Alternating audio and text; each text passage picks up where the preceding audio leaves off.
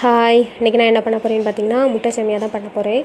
First அதுக்கு சேமியாவை நல்லா சட்டியில் போட்டு நல்லா வறுத்து எடுத்துக்கலாம். அதை தனியாக ஒரு தட்டில் தட்டி வச்சுக்கிட்டு இப்போ அதே சட்டியில் கொஞ்சமாக எண்ணெய் ஊற்றிட்டு அதில் ஒரு சின்ன துண்டு இஞ்சி 4 பல் பூண்டு அதையும் சின்ன சின்னதாக நறுக்கிட்டு நல்லா அந்த எண்ணெயிலே ஃப்ரை பண்ணிக்கலாம்.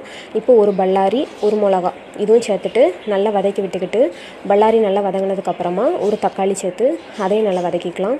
இப்போ இது கூடவே ஒரு கொஞ்சமாக மல்லி இலையும் பிச்சு போட்டுட்டு வத்தல் பொடி, மல்லிப்பொடி, மஞ்சள் பொடி, உப்பு இதையும் சேர்த்து நல்லா வதக்கி விட்டுட்டு இது நல்லா அந்த மசாலா எல்லாமே நல்லா வதங்கினதுக்கப்புறமா 2 கப் அளவுக்கு தண்ணி சேர்த்துக்கலாம். அந்த தண்ணி நல்லா கொதிச்சு வர நேரம் நம்ம சைடில் வறுத்து வச்சுருக்க அந்த சேமியாவை இது கூட சேர்த்துட்டு அந்த சேமியா முங்குற அளவுக்கு வச்சுட்டு மூடி போட்டு வச்சிடலாம்.